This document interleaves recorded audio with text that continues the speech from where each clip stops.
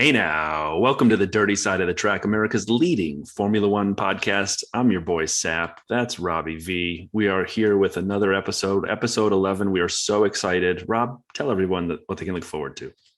Well, today we're going to take our take on the news and social, which we were just discussing. This is starting to it's harder for us to decide what we're not going to include. A few weeks ago, we were kind of scratching around for content.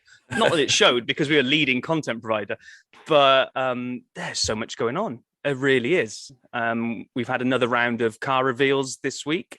Again, some of this kind of trickery with are they real reveals or not? The one that kind of made me laugh was Williams doing their livery on a concept car, but then I think it was later that same day it being spotted all over the internet being out on track. I liked that. What really confused me was why two different sources saw Esteban Ocon in an Alpine from 2 years ago doing a shakedown test. I didn't understand that. I don't understand why the whole world is doing different side pods. So for new listeners, when people sit in the cockpit and the driver sits in the cockpit to the side of them, they used to have the side pod and then these barge boards. And so now it's slightly different. It's also the side pod. And what's really weird to me is like Ferraris has like a tub, and some of them have grates for cooling, and Mercedes looks like a more traditional kind of feel.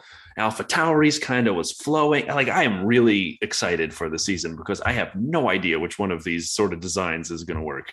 Well, there's a tweet from Crofty, I think, saying that he was comparing, I think, the McLaren and the Aston Martin, which were two that seemed to be at the opposite end of the designs on various pieces, body shape in, suspension. It's like someone may have got it very, very right. But if someone has, that could mean that someone else has got it very, very wrong.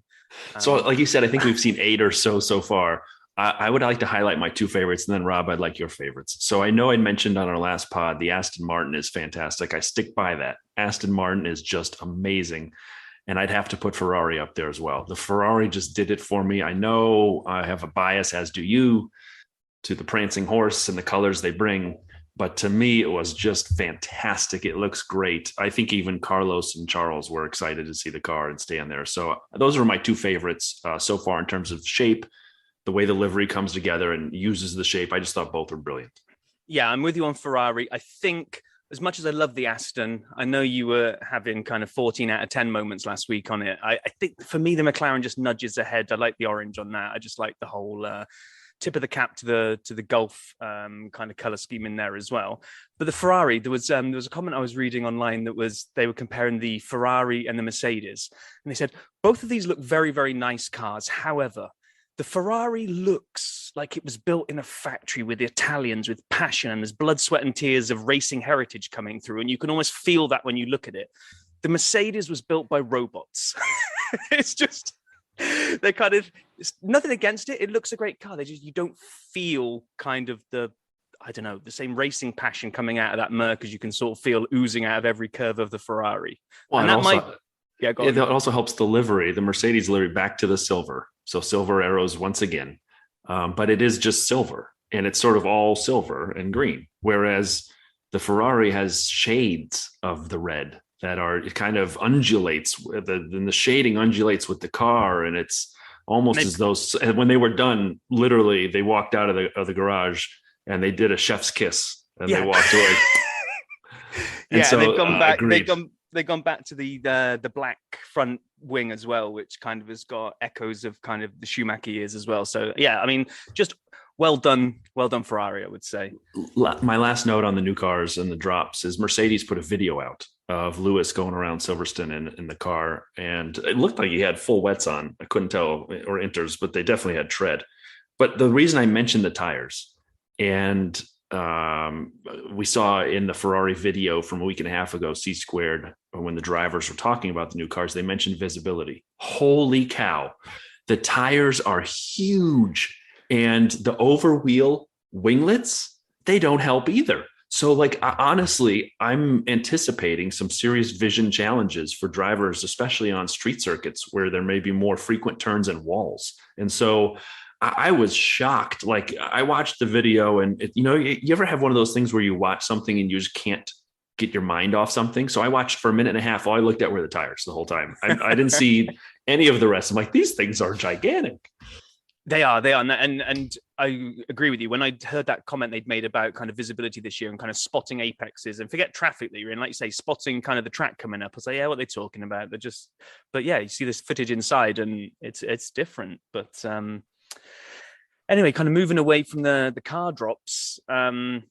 One of my favorite things, and I know we both saw this, we both saw the tweet, but my absolute favorite thing from the Winter Olympics was the tweet going viral about Bottas having a doppelganger in the curling. It was awesome. I mean, it was the same guy. Valtteri is on the U.S. curling team, and I will not accept any other answers. And if we ever get a chance to talk to Valtteri, we'll have to ask him what he thought of it, because I think he retweeted it, if I remember right. Yeah, he did, or he just replied to it and just said bro or something like that. But yeah, it was just Valtteri playing. Curling's a weird one though, just kind of changing sports for a second. I'm mesmerized by it every time I watch curling. The idea of just kind of like throwing these stones down a thing while then two people try to half skate because they've got a shoe on that grips and a shoe on that skates while using a broom to polish the ice. It's just the most random sport in the world. Let me tell you this. So just a quick aside. I know we have a lot to do today, but a quick aside. I run a bowling league in the greater Chicagoland area, about 20 plus guys. And there is a curling club in my town. What are the odds? I don't know where the curling clubs happen, but we have one. And I said, wouldn't it be great if we did a curling event one Thursday night? And everyone's like, yeah. So I went to the curling club. I got an appointment and I went in. This is before COVID. I went in there and they have a beautiful facility, all these curling lanes. I don't know what they're called, bonspiels or something. And so you got the whole deal. And they have this bar with a wood panel behind it. I'm like, this could be the greatest place I've ever been. And I said, hey, I got a bunch of guys. We're very respectful. We'd be happy to pay. We'd love to come in and just give it a shot one Thursday night. And the answer from the curling club was, you have to become members to come in. And it's like $150 a guy, plus then the ice time. I'm like, this is going to be a $300 night for each person. I'm like, is there an option where we could pay like $20 a guy and just roll some stones for a little while? And then I promised you'll make up whatever you're missing at the bar when we let us sit here afterwards. And they kicked us out. They kicked me out, but said, no, you got to take this seriously. I'm like, it's a bunch of people throwing rocks down the ice. What are we going to do? Break it? So right, I've always wanted to try curling, but I haven't had a chance because I'm not a quality enough person, apparently. Well, there goes if we had people that had a shared passion of F1 and curling, you've just culled that set of listeners. Well done, Brian. No, if anything, I hope they reach out to me and say, I can get you on our ice. I'll let you borrow my stone. Back to Formula One this week. We had a couple of lighthearted moments before we move to some of the other pieces, which is George Russell had his birthday this week. I was watching the clip they put out there and he was looking at the car and I'm thinking, what are you wishing for, George? Because what's really going inside that head of yours this year? You've just had Lewis has come back into the fold. He's definitely going to be there this year, by the way, as I said he would be. And I didn't say he wouldn't be. I said it just raised the chances it wouldn't be, if you remember right. And if he took all this time and had to confirm, there was a chance. He was just kicking back, having some beers with his family. Anyway, I was kind of thinking, is George, what's he wishing for this season? Does he just want to be a kind of solid number 2, help Lewis win number 8 and then secure number 1? Or is he going to go for it? And I know I'm going to go back on my own word. I know I said that the most sensible thing is probably he should play that good wingman for the year, get a good quality drive in, embed himself in the team. And then it's him. It's, if he does a good job, pretty sure we know Lewis isn't going to hang around forever, then it's the number 1 car. But do you know what? New cars, new regs. George gets a chance to win. George has got to be going for it this year, hasn't he? I would think so. George!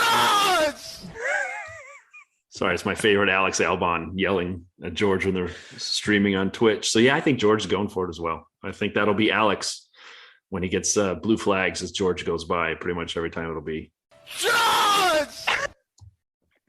Then we had a release date for Drive to Survive Season 4 on Netflix, which is going to be great to kind of crash through that again, which will ultimately lead up to the final episode, which it's a bit like going to watch the film The Titanic. We all know how it's going to end. But kind of leading on the back of that, we also had the breaking news that Massey has been relieved of his race director duties. And it was interesting to see how the two factors of the press reported this. You had kind of what I will refer to as the broadsheets, which kind of just played it factual and went, Massey relieved of race director duties, been moved sideways and blah, blah, blah, blah, blah. Everyone else that wanted clickbait was Massey sacked. It's like, well, Not actually sacked, is he? Still going to be part of the setup, but they've decided to move him sideways, I think. Yeah, I feel bad. Michael Massey is a guy just like me and you. And I don't know if he has a family or what his deal is. He got friends, he's got a life, and this sucks for him, but it kind of had to happen after the way it went down. So, by the way, you didn't hit the release date for Drive to Survive. It's March 11th. So everybody start canceling your work meetings now. Friday, March 11th. And I'm not saying I'm going to do that, but I'm going to do that. And on the back of the Massey thing, there was also a couple of pieces in there about they're going to get rid of this kind of direct bat phone to the race director during the race, which I think is just common sense. It was just, I know they're trying to make more of a show of it, and they've opened up the radio for us all to listen into, as obviously we know you love, because you love your radio. But very much. Having that direct line to the race director during the race is just, I mean, if anything led to him buckling under pressure, that had to be a big part of it. So I'm glad to see they've done that.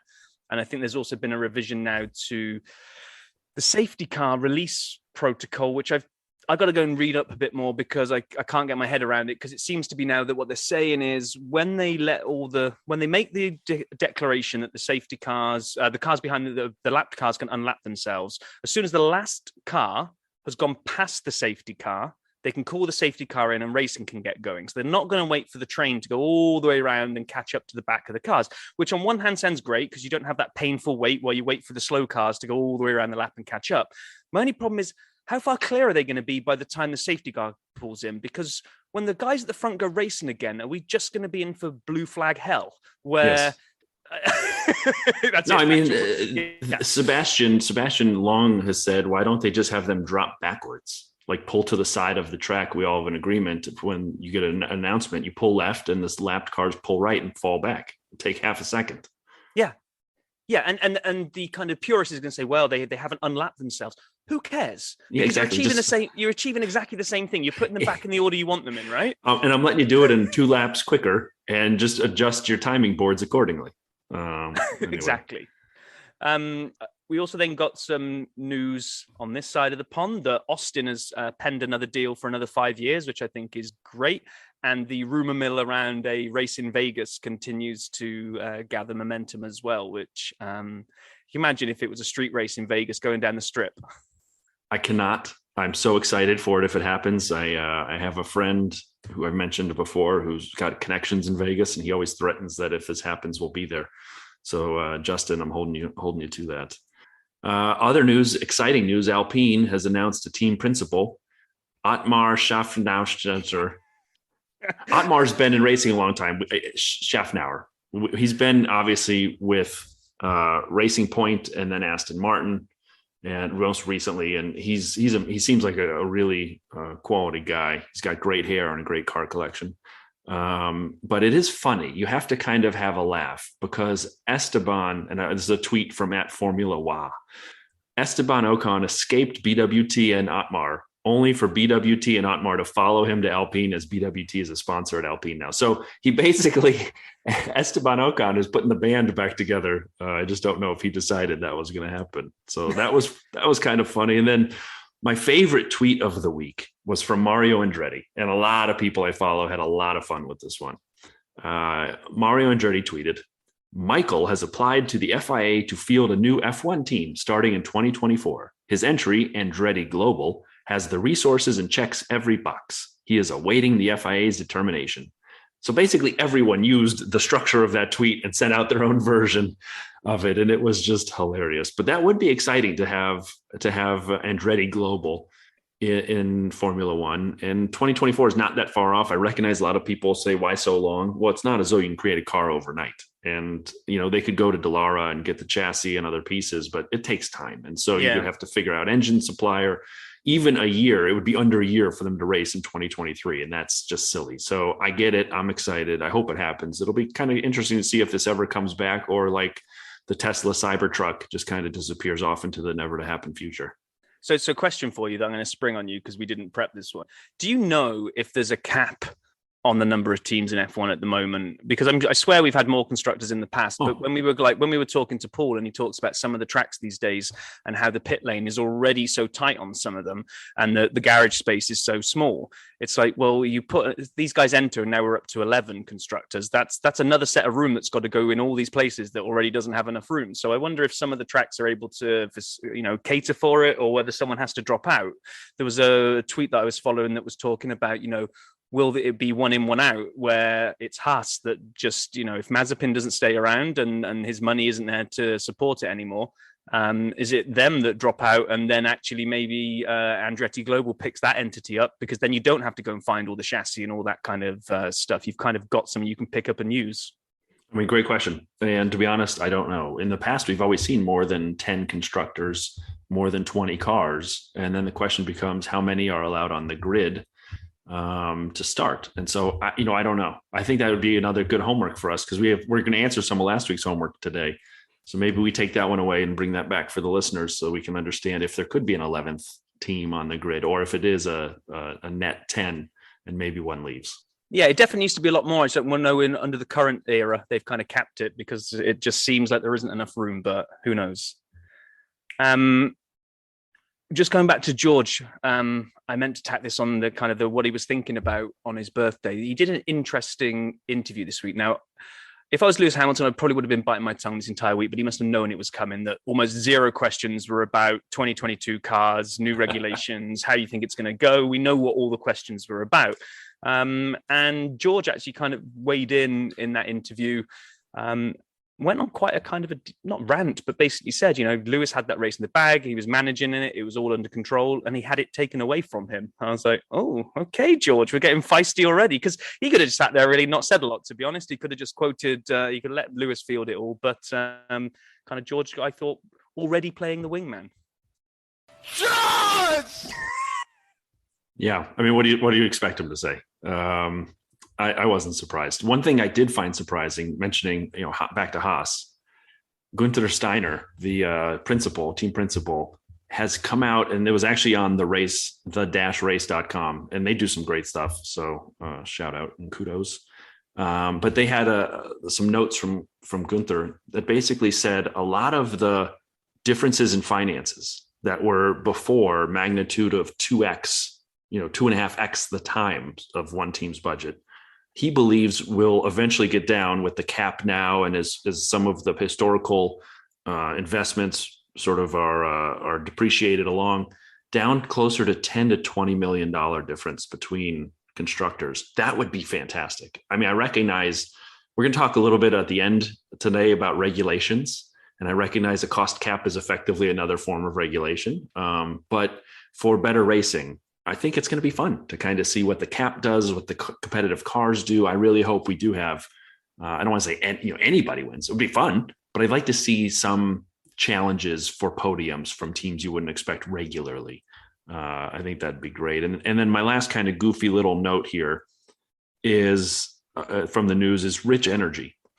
And so Rich Energy, for those who don't know, was a sponsor of Haas in 2019. There's actually a book being written about it by what might be a future guest in Alanis King. And so William Story is the CEO of Rich Energy. And he came out with a tweet that said, dinner with some F1 engineers this eve. All admit Lewis Hamilton was robbed and Massey should be fired and the decision should be reversed. Privately, also looking forward to the Rich Energy return. Thumbs up. Holy cow, this guy, for anyone who didn't see the Netflix Drive to Survive, please go back and watch. And I recognize telling a story, even though it's supposedly a documentary, it's still one-sided.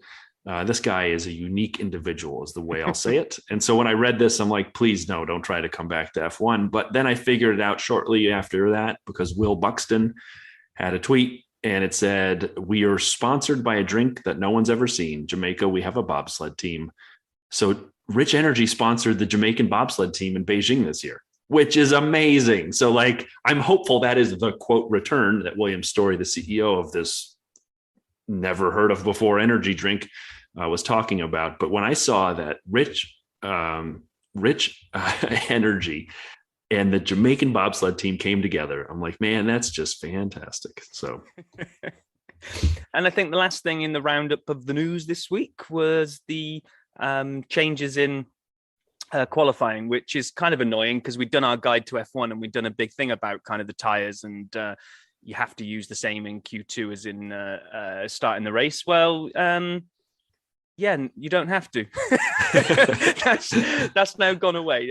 They said one of the main changes for 2022 is that cars making Q3 no longer have to start on the tire they set the fastest time on in Q2, i.e. free tire choice for all.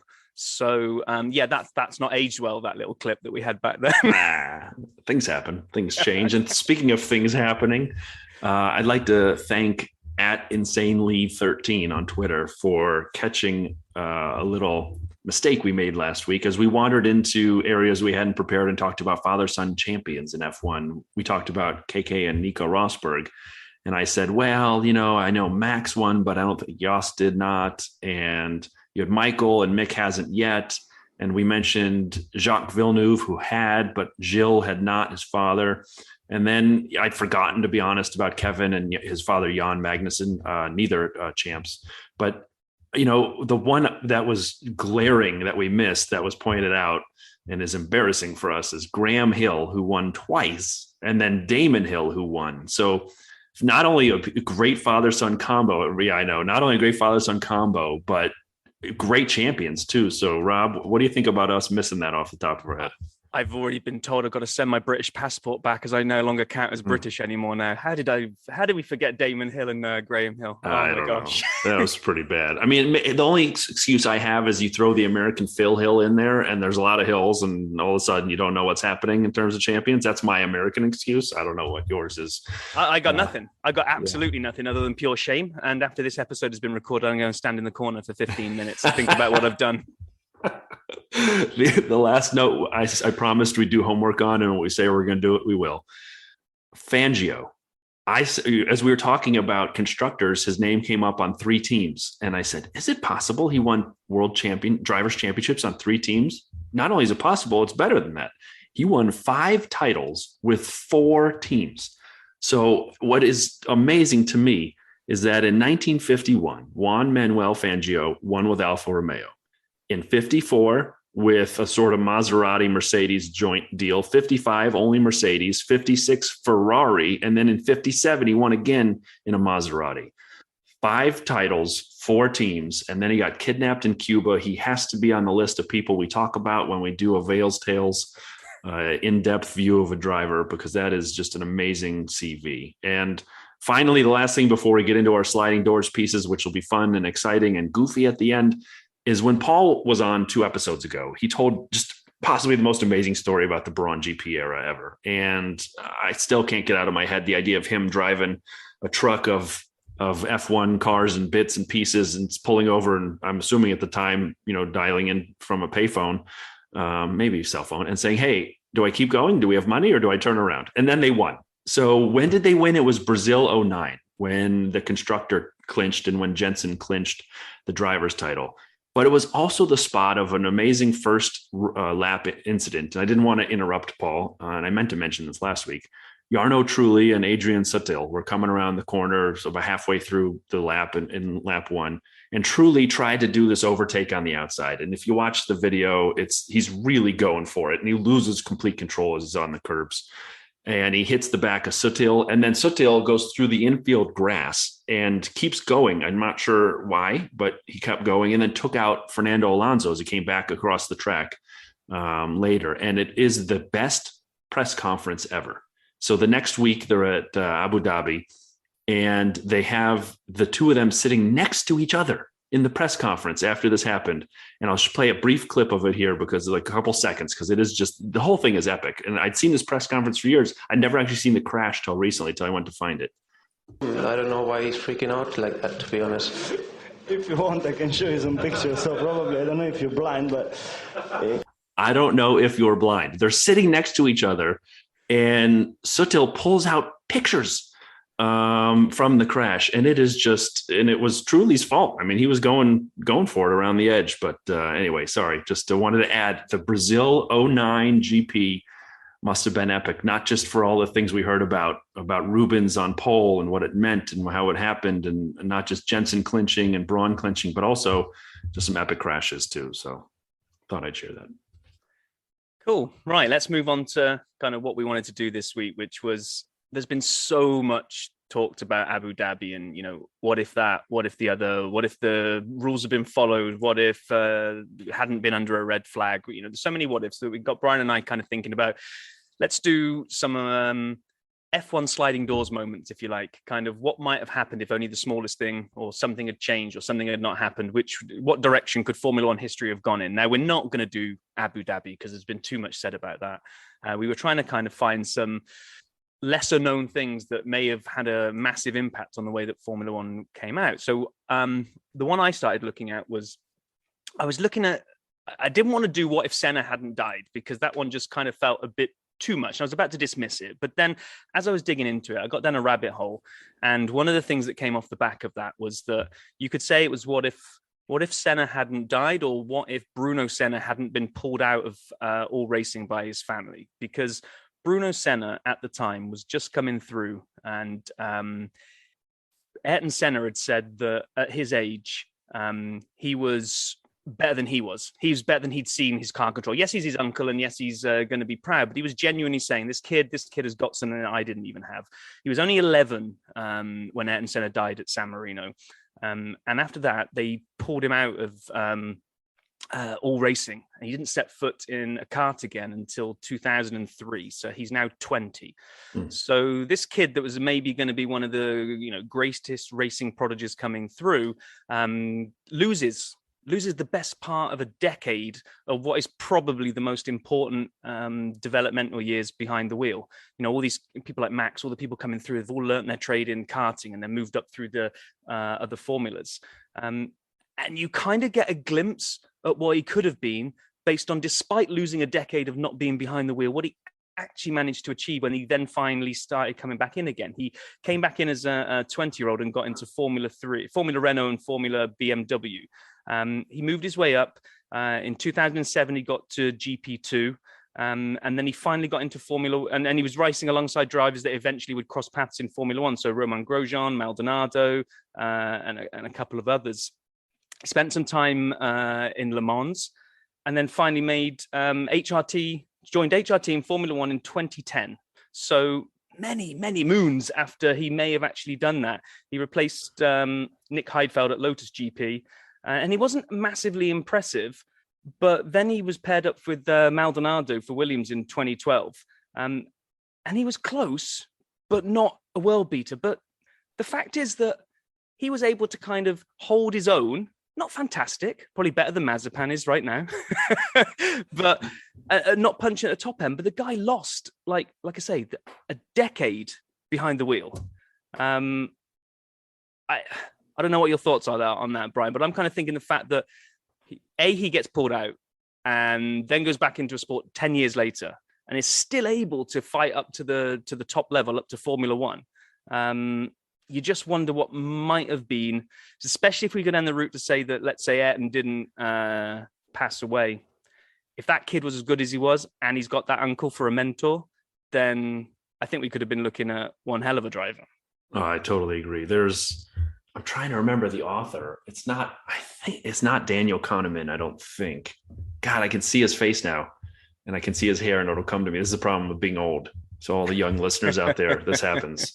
But, the idea that says, that you practice something 1,000 times so that you get it right, the one that matters. And those repetitions count. And the younger you are, the more those repetitions build the correct, beyond muscle memory, but just memory and the way to do it. And those formative years to me are the ones where drivers who are in karting, who grow up in, Formula Renault and get their time in the junior levels, F3 to F2 to F1, man, to skip that or pause that and not be in a car and not have those competitive experiences at those formative years when you had all of the promise. I mean, that to me, yeah, I have to imagine that ability to spend time practicing behind the wheel, getting experience would have totally changed the arc of Bruno's career. So yeah, I agree with you. I think that's a great one. Because there's not many people that kind of just, if he's 11 when he gets pulled out of it, you're not really going to be doing that much serious karting for too many years before that. There's not many drivers that come in straight out of the gate as a 20-year-old and then with no kind of driving experience and then make it into Formula One. So the fact he was able to do that with whatever kind of experience he'd managed to gain up until the years of 11, skip almost a decade and then get back in and claw your way all the way up to the top echelons of the sport, I just think it's going to be a massively underrated achievement because the fact that he wasn't amazing when he got there. But like we've even said, even though we mock Mazepin, right, he's still going around that track faster than any of us would be able to do. I mean, he would make us look silly. He'd lap us in a lap. I mean, that's how much better than any of us he is. So, and by the way, it was Malcolm Gladwell, the book's Outliers. So just my brain doesn't work some days. I was thinking about Thinking Fast, Thinking Slow by Daniel Kahneman, which is totally unrelated. So that's a good one. I have one too. And this one you may think is a little bit of a stretch, but I'm going to explain why it's not. So what if Bertrand Gachot had never been in a fight with a Parisian cab driver or sprayed him with whatever, pepper spray or gas or something? He got arrested and his seat at Jordan was left open for a race. And it was filled by a young man named Michael Schumacher. And you'll say, oh, Brian, everyone would have found Michael Schumacher anyway. He was already in like the Mercedes Academy, and he ended up, doing all these amazing things. He'd have been fine. Would he? Because let me ask this question. What if he got a different drive at a different time with a different team? What if it was at a track where he didn't have the same level of success? And I recognize on his first time out in his first race, he ended up putting together his bike from a box and drove around the track to get to learn it. And yeah, he's great. I know that. But what if it were a track where he failed? What if it was a backmarker team and he only had a fraction of the career he had because it took longer to get a full-time seat? And you say, again, he's the greatest ever. Talent proves itself. However, let me just give you a perfect current analog for this. Last year's FIA Formula 2 champ, Formula 2. So basically the feeder series for Formula 1, the champ, Oscar Piastri, is not driving Formula 1. He's not even driving Formula 2. Oscar won the 2019 Formula Renault Euro Cup, the 2020 Formula 3 championship, and the 2021 Formula 2 championship. He's now the Alpine reserve driver, and he's been in their academy. But again, he just needs a seat and a chance. And I recognize the world is different, and you have pay drivers now, and these pay drivers are taking seats to help teams out. I get that. But you just don't know where your first chance is. If Schumacher had bombed in his first attempt because the car setup wasn't great, or because the track didn't, support his driving style, or he wasn't prepared, or the weather was bad, does he get the same chance right away again? And so to me, it was a bizarre way to get your first drive. And I know people had him on the radars, but Oscar Piastri is on everyone's radar and isn't driving in Formula One this year. And the longer you're out, we just heard it with Bruno, the longer you're away from competitive racing, those skills can get some mold on them, some moss, some rust. What happens? And so that's my what if. What if that guy, Bertrand Gachot, had not punched and gotten in a fight with a Parisian cab driver? Would Michael Schumacher have had the same type of career? He may have been great, but would it be the same duration as well? So I don't know. Yeah, I agree, because a lot of that story, when we did the Michael Schumacher episode back in episode 8, I think it was, there was a lot of right place, right time about all of that. There was the pepper spray attack. He got the car. I think driving in the Benetton, though, it was after Spa, Benetton approached him because the right people had been at the track and seen him in the flesh. There's not. Again, all the right people saw him at all the right moment and accelerated that move across. And he could have ended up stagnating and never getting that moment. What I found when I was trying to research, kind of trying to find these kind of what if moments, because you're often drawn to kind of the big moments. So we said we weren't going to do like what if Schumacher's driving into Hill hadn't damaged Hill's car so much that he could have carried on, because the big moments are kind of easy to kind of look at those and go, well, if that didn't happen, Hill would have won the championship. Okay, great. We all know that.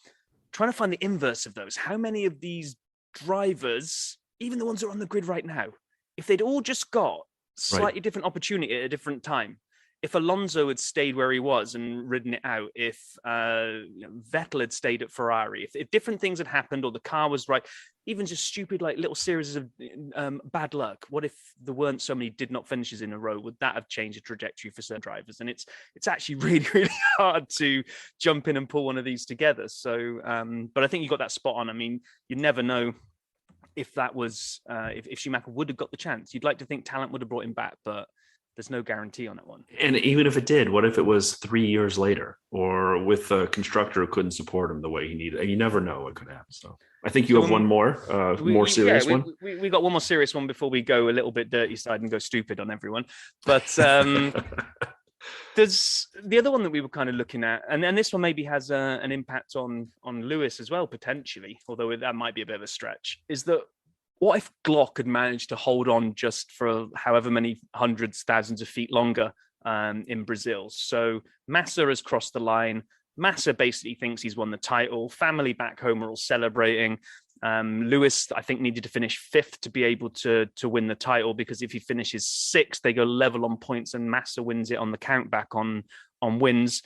Lewis is in 6th coming into the final corner as they go up the hill. And I think there's the commentary as Glock's going slowly, and he stayed out on the tires. They've gone off. I think he was on the, I can't remember what type of tire he was on. He was on the wrong tire for the surface as it was, and Glock's going slow, and Lewis catches him, gets past him, and goes into 5th. And in the blink of an eye, Massa goes from being the world champion to being the one position you don't want to be, which is number 2, because no one ever remembers number 2. If they'd have won that, Ferrari won the constructors that year, and it would have capped a fine run that Massa had been on. He'd actually been, I think, 3rd and 4th in the years running up to this. If he converts 3rd, 4th world championship driver. Now, I know the car next year wasn't potentially as fantastic. They started off pretty badly the following year, but they were actually starting to pull it together again. Massa was on a good run. He did get injured in Hungary when the spring came off Barrichello's car and kind of went into his helmet and took him out for the rest of the season. Yeah. Now, you wind that back, Massa goes in as world champion, defending world champion. The team gets an extra boost because they've got the world champion. The whole team setup is probably slightly different for next year.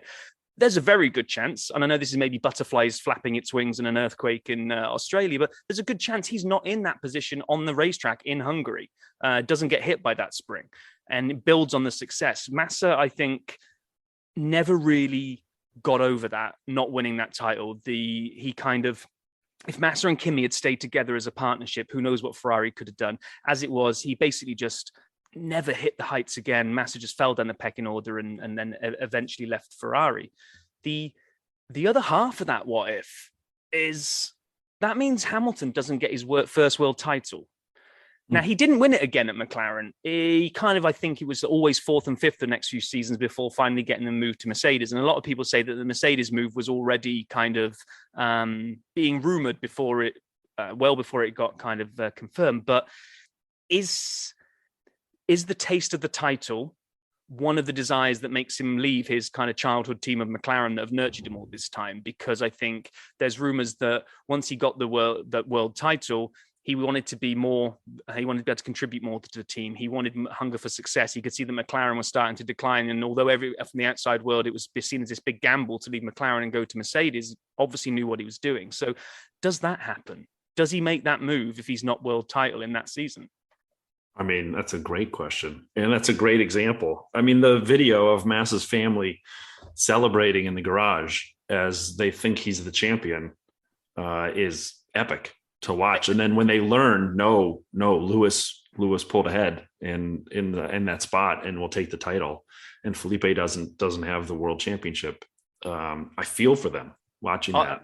It was horrible because as a Brit, I was thrilled when Lewis won it. So when I heard the commentary of that's Glock going slowly, and at first they didn't confirm it. They were like, is that Glock? Has Lewis gone past him? Is he 5th? What's going on? That slap shot when they went to the garage and the rumor hit, and you could see this half confusion of what do you mean? No, Massa's champion. What's going on? And then it obviously sank in. Yeah, it wasn't great. I hear you.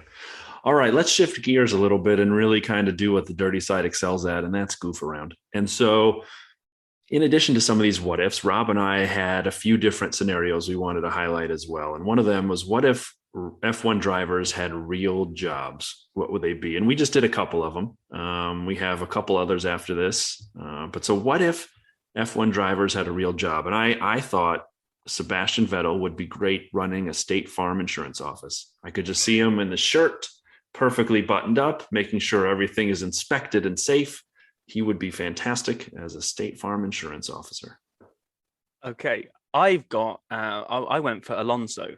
Now this could be. I don't know if you've watched it. It's on Apple TV. It's called Acapulco, and it's kind of comedy show set down in a resort. And one of the guys that runs the pool, he's kind of the lead guy. Hangs around the pool, kind of charms all the guests. And is everyone's favorite, but he's a bit slimy, and he's just trying to see if he can kind of get into the rooms with some of the ladies. That's Fernando Alonso. I have Charles Leclerc, private equity investor. He's just a well-dressed, good-looking guy, big fancy watch on his wrist, nice car, makes some decisions, move some people's money around, win some, lose some. Charles Leclerc, private equity investor. My next one was George.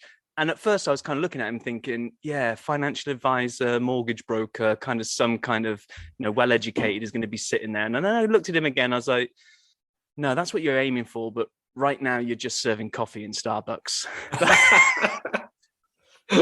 Sorry, George. Sorry. So I actually have a couple that are, so Lewis, I have as the guitar player at the local Potbellies. And why did I say that? Not that I don't think he couldn't achieve more or wouldn't want to achieve more. And there's nothing wrong with what I'm describing, but he seems so laid back at times about things. And he's got such a great attitude.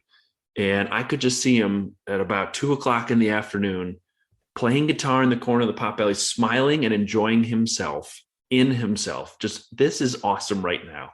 And I could see Lewis kind of just jamming there. And I could see the rest of us getting our sandwiches being like, dude, could you tone it down a little bit? I'm trying to have a conversation over here. And so I could see him just smiling and being himself and enjoying playing some guitar at Potbelly. But is he any good at playing the guitar? Yes. Oh, very good. Oh, okay. He's fantastic. I mean, like, people are enjoying the music and they're putting money in his case, but it's like, at the same time, I'm trying to take home my pizza sandwich. So you're being nice, because here we go. I've got another one, which is probably going to get me into a trouble if Mazapan is listening. But I was looking at him. I was looking at some pictures and this demeanor, and he seems a very nice guy. But I thought I could see him. He owns a food truck in my little alternate reality. He runs a food truck, and I'm getting my kebab off him. That's nothing wrong with that whatsoever. That sounds great. I have Lando as a full-time Twitch streamer from his parents' basement. So basically, the only difference from what he does normally is it's full-time versus when he's not racing, and it's his parents' basement as opposed to his Monaco, multi-million-dollar apartment he just moved into. So Lando, full-time Twitch streamer as opposed to part-time Twitch streamer. And my last one, me and my boys have recently been playing Hitman on the PlayStation. It was a free game to download recently, and I really had some fun on that. Do you know what? One of the levels on that is set in Miami in a racetrack, and you have to assassinate one of the race drivers that's driving around, which is pretty brutal. But the game is Hitman. The whole idea is you're a hitman, right? Who better to be the hitman from the world of Formula One, that ice cold persona that could just walk into a place with a violin case, take out the rifle, do the business, and walk away as if they've done nothing? You know where I'm going. It's Kimmy. It has to be Kimmy. I mean, first of all, Kimmy knows what he's doing, right? Just leave me alone. I know what to do. So, I mean, that would be great. I think that's a really good one. That one resonates. My last one of jobs they'd have if they weren't doing this is Carlos, and I have him as an attorney. And he seems really having fun arguing with people. He loves to have fun arguing with people. When you'd watch all the Carlos and Lando videos from the McLaren days, the Carlando bromance, like, Carlos's favorite thing was to argue about the results of their goofy little games. And now with Charles at Ferrari, I mean, he argues the rules of the ping pong ball cups they're throwing back and forth. It's like he loves it. He loves the debate. So I could totally see Carlos being an attorney. So are you seeing him being the kind of my cousin Vinny attorney? I'd see him being, sure. I don't know. Any kind of attorney. Just, I mean, my wife's an attorney and she's always arguing with me. So I figured he'd be good at doing that too. And now shifting gears one more time, but similar idea. A what if I have drivers that I'd like to highlight if they were U.S. fast food chains. So for everyone new to Formula One listening in here in the States, as we are America's leading Formula One podcast, here's a good opportunity to kind of associate a driver to a brand that means something to you. So I will kind of go down the order of the grid, constructor-wise. So Lewis Lewis is Starbucks. It's the gold standard. It's a little expensive. It's not always going to be on top, but Lewis is clearly Starbucks. Now, George is Burger King. It's promising, but can it really reach the upper echelon, or is it always going to be famous for the Whopper and that's it? Is it going to be looking up at McDonald's and others all the time? Max is Jimmy John's. Some people love it. Some people hate it. Very divisive owner.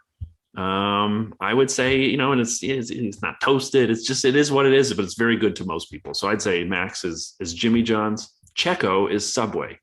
Wherever you look, he's there. It's not really the best, but it's always good enough if you're hungry.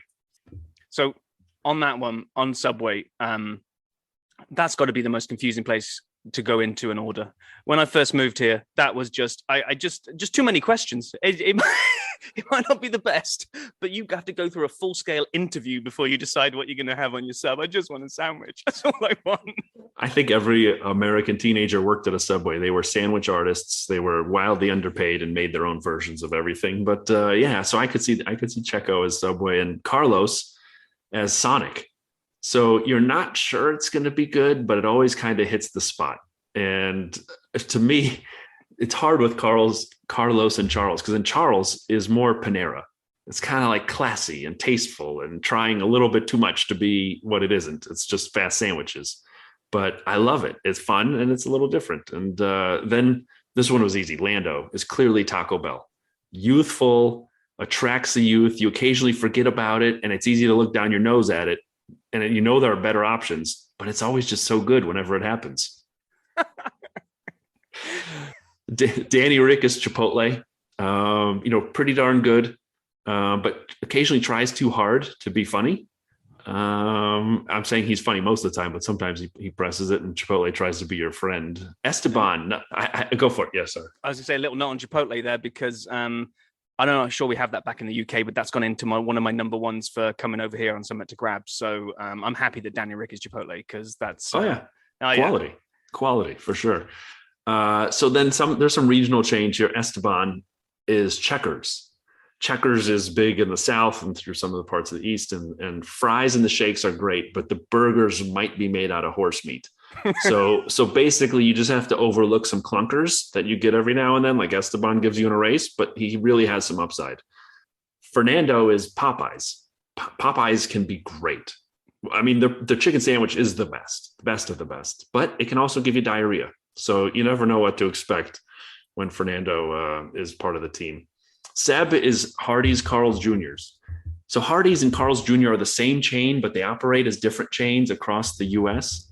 And the question is, does Seb have hair or not? I saw another thing now where he's got all this hair, but like last year he was bald, and I don't understand. Was that someone photoshopping and it picked up? I don't understand.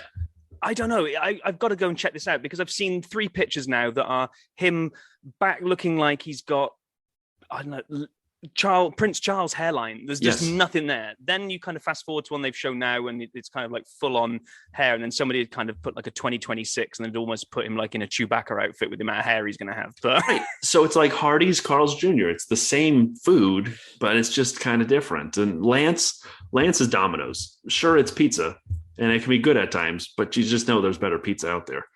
And then Pierre is Dunkin' Donuts. Often forgotten about in this category of fast food and often overlooked on the grid, but really good at what he does. That's driving cars. Yuki is Pizza Hut. He has all the right ingredients, occasionally good, but can often be disappointing. And Valtteri's Chick-fil-A, really good, just not everywhere yet. The word is spreading. There's much more to come. And I had to go off the book here because I really don't know a lot about Guang Yu Zhou. So Guang Yu is Freddy's Frozen Custard and Steak Burgers. They're a decent sized chain. It's like 500 establishments through the U.S. I've never been, but I hear they're really good. I hear he's really good. I can't wait to see. We're going to find out here shortly. Nikki Latifi is McDonald's. Yeah, I guess it's food, and it's likable enough. And then Alex Albon is Wendy's. Always dependable, very likable menu. They have so much bacon.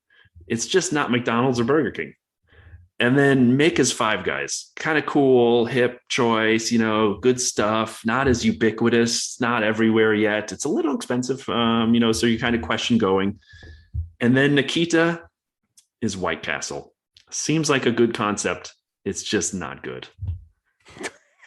Just the funny thing is that a lot of those names I only know because of moving here. And when we came here, we did two things. One was to try to see how many places we could go visit in terms of just getting in the car and driving. Like, had to go and do New York, Boston, kind of all around New England. The other thing that we decided we needed to hit was as many different fast food restaurants that we'd never been to in our lives before. So we didn't eat great in the first year that we moved here. But at least, man, I know what you were just talking about. So there you go. Well, for all the new listeners who want to figure out the drivers, and I'm going to help you figure them out via fast food, I hope that helped.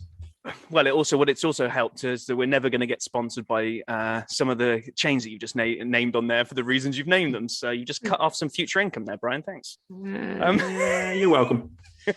Right. Last but not least, just to go out on something utterly stupid, really, is that most of the talk around Formula One is around regulations and what cars and teams and everybody are allowed to do. And also the whole thing at the moment about F1 is being made more of a show than a sport. So Brian and I were just like, yeah, screw it. What if it was more of a show and less of a sport? And what if there were no regulations and you were allowed to do whatever you wanted as a constructor? What would we see come in? My first one before I hand over to Brian would be, and I've mentioned this before, is things that you could have invoked during the race. My favorite is always kind of the random invoking of sprinklers just to give us a wet race. But I took this one step further and said, what if we had a number of different things that could be invoked based on a Twitter poll during the race? So the FIA throws it out there and says, okay, between laps 1 and 10, vote on whether you want sprinkler system. Do you want the oil slick? Do you want, the good old wacky races, drawing pins, the tax put out on the... I think that would really get some social engagement of getting the viewers to vote on what they want to see come next. I think that'd be brilliant. I would love that. I would totally participate. I started the same kind of way, but I actually took it a little bit, straight along the regulations and said, what if F1 never stopped allowing the glorious, high revving, naturally aspirated V10s? We moved on to the V8s, and now we're in the turbo hybrid V6s. The V10s I'm talking about rev to 18 or 19,000 RPMs. The V6s now to 15,000. And I just missed the sound. And you know what? I'm going to play it. You can hear it coming around the corner. Your face. Listen to the wail down through the gears. Oh. We've just lost Brian. Here we go.